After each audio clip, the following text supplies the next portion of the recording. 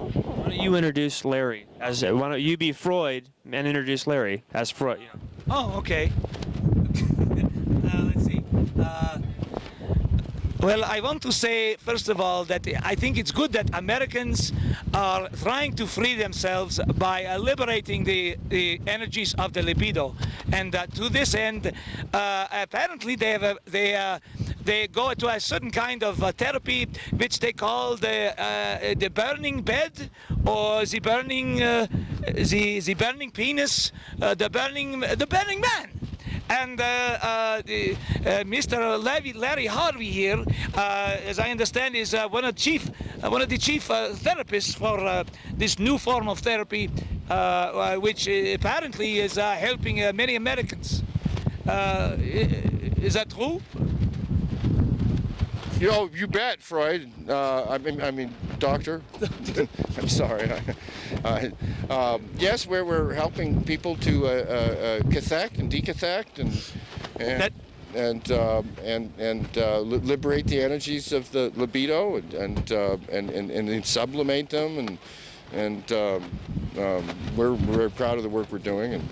One thing I was wondering now, when you have the Peppe Ozan opera, yeah. Now is that the pre-conscious absorption of the Burning Man idea within the real arrangement broken up in the psyche before the energetic cathexis of the man exploding, burning down, and everyone having a psychic orgasm? Exactly. It's all about the pee-pee. All about the pee-pee. That's right. It's all about the pee-pee, and of course, when men come out and imagine that their pee-pees are very large, much larger than they are, because of the psychic distortions produced by the unusual social circumstances. And of course, the women show their breasts, and this also helps to liberate the desert. It's all about the titty. It's about the titty. The titty and the pee-pee. And the pee-pee. And the popo, of course, and that's why they have a big, they usually have an anal opera each year. I know at the Gaia year, there was a big anus which pooped. There was? Yes. Wasn't there? Yeah, I believe there was. And then, of course, then there was the Chicken John anus. It's all about the poopy. It's all about the poopy and the pee-pee. The poopy and the pee-pee. That's why it works. Thank you, Freud. Larry, when did you first find out about the anal project with Dave Normal, and when was he first? When did he first confront you with it, and when did you accept it? I'm trying to remember. I told him we were doing a giant body, and at some point in time, someone proposed an anus, and then Dave did some beautiful drawings, and we've always had great faith in Davey Normal, and we're very impressed by Max Hunter, and on the strength of that, we said do it, and we'll help. What's been the biggest challenge this year, aside from the tumultuous weather? The biggest challenge? Oh gosh, I don't know. It's certainly been a challenge for the artists getting all this big art out on this axis, but that's their work. We just helped.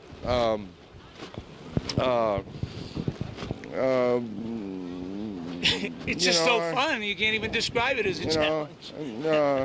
I spent a little time talking to the federal authorities, but I think we're doing all working together here. And what about the bust? Supposedly people have been busted. Maybe that's. Yeah, have you been hearing about that? The arrests that have been made for very trivial things such as peeing on the playa, and even maybe like somebody maybe puffing on a marijuana cigarette or something. They did a couple for peeing on a playa. And issued them a $50 ticket. They want to be useful, and we're working together. You're talking about misdemeanors. There were some arrests. Some people were actually taken to jail and bailed out.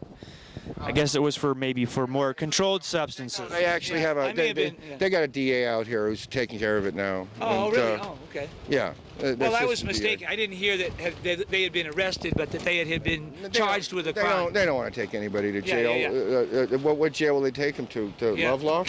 I know. That's where they took a couple people and they got bailed out. I can't remember the circumstance. I think they couldn't make the bail here or something. They have no designs on incarcerating anybody. They don't. Yeah. Any other highlights that you're looking forward to? Well, tonight, of course, we're going to burn the man, weather permitting, and then the other highlight will be I'm looking forward to sleeping Sleeping, and eating, I'm looking forward to the poo-poo smoking some and the pee-pee, the pee-pee, the poo-poo and the That's pee-pee. right. Here's an interesting question about the music. The music at Burning Man. I've heard complaints about too much techno. Is it true? Too much trance? Hey. No, what we did is we zoned on both ends, and what happened? yeah. So what music have is- you been?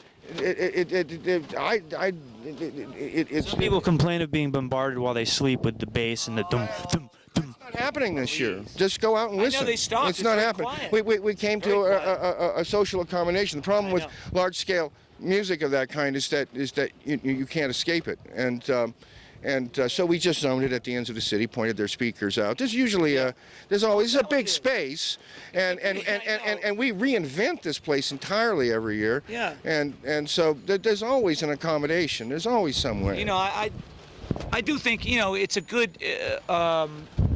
I'm sorry, I forgot what I was going to say. Thank you, Freud, for that beautiful point. Obviously, you experienced a block of some kind. I blocked it. Yeah, apparently I blocked my brilliance for a moment. You should get a coffee enema over at the coffee enema camp. I do that sometimes, or cigar enema, or cocaine enema. Of course, it's very good to get the brilliance out my anus and into the toilet of the world. No, but I was going to say it's much better music this year than last year. There's more variety. Last year, I would say it was mostly techno. I would say there is more techno than I would like, but I'm also hearing more rock and roll, jazz. Yeah, there's a lot more diversity in the there's a music lot more this year. That's diversity. exactly what we were hoping Very for. much more diversity, and it's the, you know, I still, you know what it is? It's not really techno. It's drum and bass, and then the sort of, which turns into disco at times, that is just the bump, bump, bump, bump, bump, and everyone goes, Mean House. However, nobody comes to Burning Man to sleep. Well, Larry does, and Poo Poo Yeah, and Pee Pee. I come to but and I do, but not. Well, I don't sleep though. What? See, I poo-poo. I can sleep anywhere else. And I pee-pee, and then I'm sleepy. That's right. Go Poo-poo, see pee-pee, Pee. And sleepy. then go see Pee. Go see pee. Go see Pee. What can we look forward to in the years to come?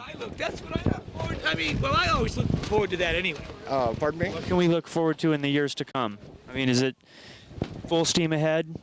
Burning Man will be around for the next. Weather this year's going to winnow out some people, and that's good because half of this Maybe, yeah. experience is a struggle to survive. Yeah. And without that, you know, I hear all Wouldn't be Burning Man. crap about don't enjoy it. I hear about the insurance underwriters community and the physically disadvantaged community and all of these I know cockamamie communities that are all Handicapped based on access and really they're just describing demographic categories and statuses of client and those aren't communities. Communities start with a struggle endured together with your fellows to I've seen handicapped people out here. I mean, there's definitely, you know. and they're part of this community. They're not part of some little handicap community. Right. They're part of a community that they're fully participating that in. they've voluntarily participated in, and Yeah, they're on There's enough minorities out here. what? Enough minorities, you know. Have you that's up to them. Enough? That's up to them. Do they do minority? Or minority want to go to Burning Man? I think the ones that are here. Latino families setting up, you know, camps? No, it's not likely. But you know why that is? Find out I the mean, scoop. It's always just puzzled me, you know. why would a Latino family? Why would Yeah, someone you- who is surrounded by his aunts, his Any uncles, family. he's got his cousins coming out his ears? You know, it's all wrapped in this Yeah. network of familial relations. Yeah. Why would they want to travel several hundred miles in the middle of the desert. In the middle of the desert to feel like they were part of a community. And listen to techno anyway. You know, I think they already are part of a community. Actually, you start looking around, you're going to see more. I see more black faces this year, and that's true. And the Japanese are starting to pile in. A real lot of Asian Americans. Yeah, I would say. And you know.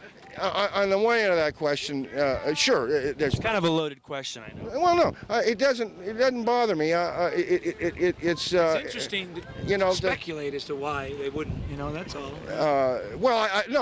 One, they're afraid to leave home. You know, who knows what'll happen to you if you're the wrong color in America, you leave home.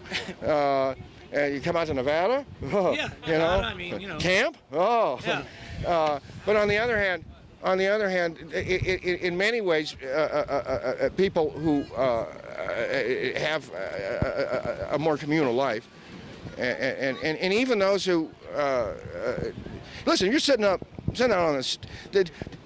There's a good reason that all these white kids in America are listening to rap music, and that's because the rappers were hanging out on the stoop in the neighborhood, which they in communities and making up entertainment. Hell, you don't have the money for a fancy keyboard, make it with your mouth, you know, and a turntable. And a turntable. That's poor art. Well, listen. The group that started this, the whole bohemian group that started this, came out of poverty too. Right. The reason that the artists here collaborate and cooperate so much is because they come out of nothing. Right. So they got to make it up. Right. So to a degree, if you have that in your life, you're not like the white guy or the white gal who's saying, gosh, I got this wonderful furniture from a catalog. Yeah, you're right. IKEA. And I got these really cool shoes and I hang out with people who have the same furniture and well, here's another interesting question that relates to that. What about and I know it's, you know, kind of a horrible thing to say, but what about the .com kind of economy that's booming? And I mean, how much has that affected, you know, the last couple years of the Burning Man? Oh, big time. We're getting a lot of them. Is it a positive thing, you think? Oh, yeah, I think it is. For them, at least. Well, you know something, it's going to be... I guess guys and dockers got to get turned on to, you know, psychedelics sometimes, you know. Oh, yeah. We've always been radically inclusive. But the interesting thing that's happened is that there's a whole crop of newly enriched people. Yeah. A whole bunch of parvenus coming up, and a lot of them, it's a minority, it's a noble minority, but quite a few are interested in charitable activity. They want to give something to something. Yeah. Now, in the old days, they would have given it to the wing of the hospital. They would have given it to the opera. They would have. And the idea was that when you get rich, you become more aristocratic. You class up. Yeah. But these kids coming out of, I was just talking to a multimillionaire who started out as a raver, then came to Burning Man, and then, you know, in 4 years, was a multimillionaire. Wow. He's wondering what to do. The old hierarchies don't make any sense to them. Yeah. They came out of a network. New money. They came out of a network that's networked, right? And that's what they liked about us to begin with. This is all produced by networking. Right. It's a very interesting match, because now they're out here in this environment and they're looking at giant anuses and tremendous works, and they feel that they don't belong to the country club. They feel like they found the community they belong to, and they're standing there talking to an artist who looks just like them, and standing on the same level playing field, and there's not an agent, there's not a nonprofit, there's not an art manager, it's an environment that's been disintermediated.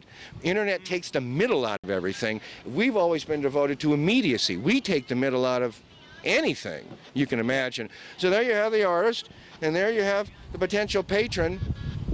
Well, yeah, let's not be bashful. You're right there. Yeah. Let's shake hands. You're right there. We put $250,000 in the heart of the San Francisco Underground this year.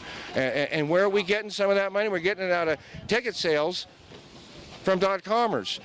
We told them, if you want to pay the full price ticket earlier in the year, give us the extra donation. And there were a significant number of $200 tickets sold when it was still $95, because they've got the dough. Yeah. So we've already begun to subsidize the artists with the money from the .comers. In November, we're starting a charitable foundation, which would make it tax deductible, and we're going to open that valve, and it's true, back in town they're driving up real estate values, but let's not hate these people. You know, I will hate them, actually. I don't like what, you know, but money can do good things or bad things. We're trying to arrange a society where money's going to do good things. Hey, Dave, you want to say any? Come in, Dave. Normal. Can I just add one thing to that? Is an old subgenius expression. They may be pink, but their money is green. That is true. That's an old adage of Dave. Pinks are the normals. You know, the pink. Dave, you want to make any comments? Dave, normal. Davey, hello. Do you want to make any comments with Larry about your project? Look at these orange people over here. Why don't you film them? Oh yeah, they're great. Film them. They're the sliding down. Here's your aboriginal. Oh yeah. Here's your aboriginal. Look at that. Hey, Look at me. I'm bored. There you go.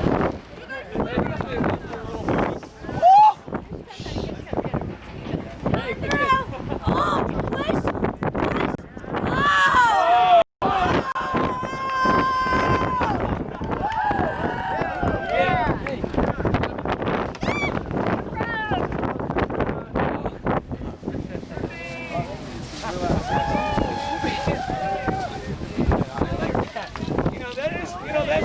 Well, the best part of the day for me, almost always Let's get the sound system on for right, or I guess yeah. But well, I think it was Freud that if you could take a good shit, you know, that would help you understand. Well, you know, Luther was on the can when it occurred to him that you are justified by faith alone and not by acts. Yeah, is that true? Yes. I thought Luther. It was in the castle of his patron prince on the can. Really? Yes. He also didn't he like you have to have all kinds of arguments with the devil. The devil appeared to Luther, and Luther had to become very scatological in order to argue with the devil, as I understand it. And he finally did, I think, throw him out. But Luther is very, very anal. Actually. Oh yeah. Very anal and very scatological. The full history of anality. Can I get you? Right. Are you? I mean, Maybe you guys could just, you know. That's not exactly what I wanted to do here, which I didn't have time to Tighter. do because Damien really Yeah. to make me be Freud. Yeah. If I wasn't playing Freud, my idea was, remember, because I talked to you about it.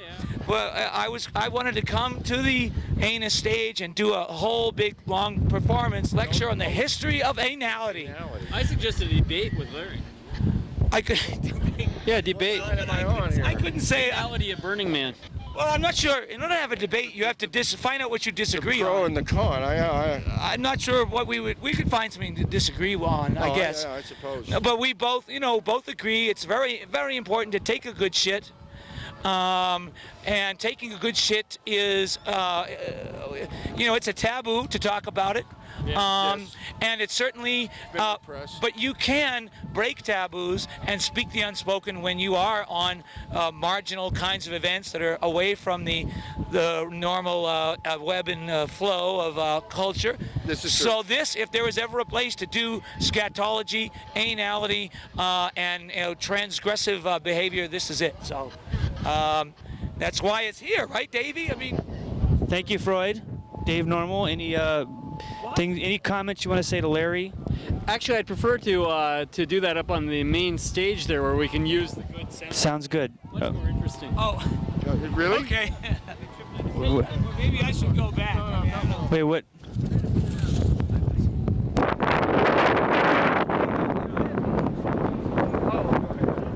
Well, we got to use my mic to actually. No, that's why this is great, because you endure all this hardship. You endure all this hardship. Then you go back to your doing it.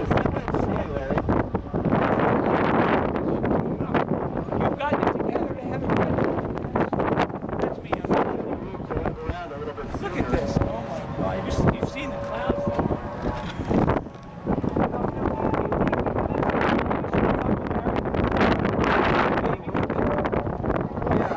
I don't know if it's working exactly the right way. I think that somebody needs to get down there and work the guitar pedals. Baby, do you want me for this, or Yeah, should I just? Well, I think Freud. Young was just. I heard Young was at your tent, and he's. I don't really need to be in it.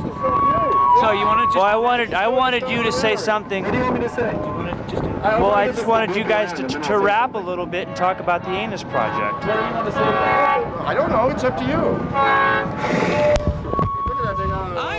Why did you build? Why an anus? Why an anus? Why an anus? Well, it was the reason that I built an anus is because I found out about the body project, and I was told that there were going to be a number of centers for the body, right? The chakras, and I was told that everyone would enter through a yoni, and I realized that that was not anatomically correct. Well, that's what we started with. That's where we started. Okay. It was an anatomical discrepancy that Larry was engaged in. Yes. Wait, Larry was substituting an anus, a yoni. Vagina. The yoni, as it's called. I was in repressing. I was repressing. Sounds like you were sublimating the female vagina into an anus in order to have your early childhood fantasy realized. Yeah. Can you repeat that? It sounds, Larry, like you were substituting. It sounds like, Larry, you were substituting or I should say transferring your obsession with the anus to the female vagina, and in fact sublimating your desire for the vagina into an artistic desire for an anus, which would be a less satisfactory but presumably more artistic type of project. It goes back to. A patient does not merely say yes when they. Larry, thank you, Freud. Your time is up. Larry, your rebuttal. You bet, Freud. You bet. It goes back to my mother and my father. And, go ahead. Welcome to the Anus. It's a really nice ass. Come on in. Come in our ass. We want you to come in our ass. So, Dave, what exactly excites you about this project? What exactly excites me about this project is the thing that excites me about the Anus project is that it's just very funny. There are so many opportunities for humor and visual puns. We're on the anal stage right now. We have a sphincter control room beneath us.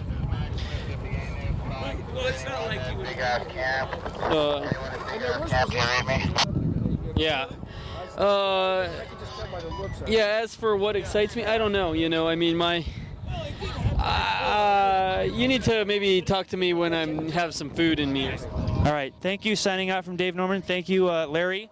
Any closing comments about the Anus and the general Playa Festival we're having? I don't like to say the Burning Man word. Well, it's not a festival. It's a city, and it's a community. Huh? Yeah, you got something to say, Larry? It's not a festival. This is not a festival. Hey, somebody just shut it off. My apologies. We seem to have. What do you? Any words of wisdom to the attendants for the next couple days? Me? Any words of wisdom for the attendants in the community? No, they don't need any wisdom from me. They're on their own. I'm sure they function quite well without me. Thank you, Larry.